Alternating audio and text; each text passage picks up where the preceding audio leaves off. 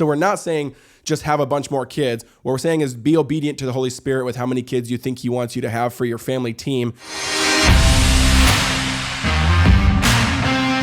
What's up, guys? Jeff and Jeremy here, another episode of 5 Minute Fatherhood. We have a fun episode today, and it was actually kind of based on something that me and Jeremy do a lot, where we're reading articles, we're watching videos, we're reading books, and then we like to share them with each other. Hey, have you read this? Hey, have you seen this? I think I just sent him an Atlantic article a couple days ago on secretive parenting. That's a fascinating article. Go read it. But the one that we're going to talk about today, which was really, really, really well done, was a TED Talk from an expert journalist, just probably, I don't know, came out just a couple weeks ago when people are watching this. And it was on the economic case for having kids. He admitted at the beginning, yes, people talk about the problems. Yes, you might say there's overpopulation. Yes, you might say it's too difficult and blah, blah, blah. He goes, but let's look at the counterpoint. Is there any counterpoints? And a lot of us assume there isn't. And there's actually a massive amount of counterpoints. And there's a lot of damage being done by us having less and less kids. So Jeremy, what did you think about it? What did you see in there? And what was kind of the fascinating points? Yeah, so what I liked about this talk was he kind of put out the secular case for having large families or a lot of kids.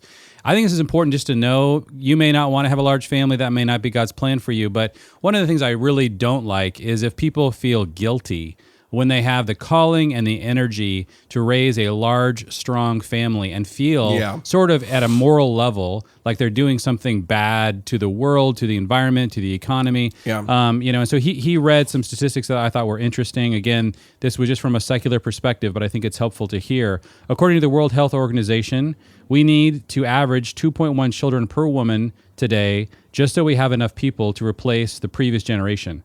A lot of you thought overpopulation was going to be a problem in 100 years. Yeah, it might be underpopulation. So question what happens if that number dips below 2.1? There's going to be a domino effect. As all of us get older and live longer, there's going to be a shrinking number of young people in the population, which is going to lead to rising labor shortages in the world's biggest economies. I'm talking about the United States, China, Japan, Germany. Fewer young people working means less tax revenue. Less tax revenue means less money and resources to go on for safety net programs that all of us are going to depend upon. I'm talking about pensions and healthcare. It seems every generation is indeed connected.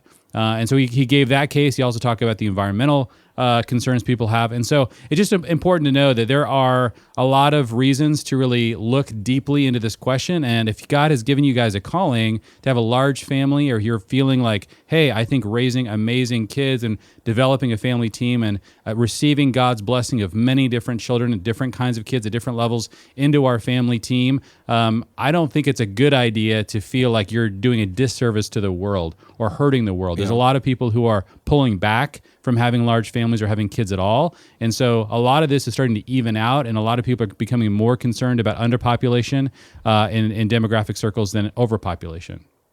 Yeah, and I think one of the fascinating things that I'll add to end with is, like Jeremy said, what we're saying is like, I think people go off the deep end in religious circles when they actually make it gospel or law that like you have to have more kids. That's inherently right. Now, there's a tension there, but I think some people that just lay that a little too thick, a little too heavy, when it's like, no, you need to do what God has called you to do in obedience to the Holy Spirit. And of course, there's sin and infertility and all these different problems and complexities and dynamics that are playing out. So we're not saying just have a bunch more kids. What we're saying is be obedient to the Holy Spirit with how many kids you think he wants you to have for your family team and live in his design and his vision and his picture. But don't make those decisions based on really poor, bad data and cultural narratives. Yeah. And that's the current thing. It's like I actually really struggle with this conversation because the data is so obvious. I feel like I can usually understand people's points, but this one, it's like if you spend 5 minutes researching it, the overpopulation thing and the environmental thing is just really, really bad, weak arguments. Really significantly poor. And you can look at places like Japan, like you mentioned, where Japan is clearly 10, 20 years ahead of us on what it'll look like if we take this path. And they are freaking out at a governmental level because they're seeing an implosion about to happen because of their actual birth rate. And you can also look at the fact that it's not necessarily overpopulation, but it's how we actually consume resources and how we actually live in the world as image bearers.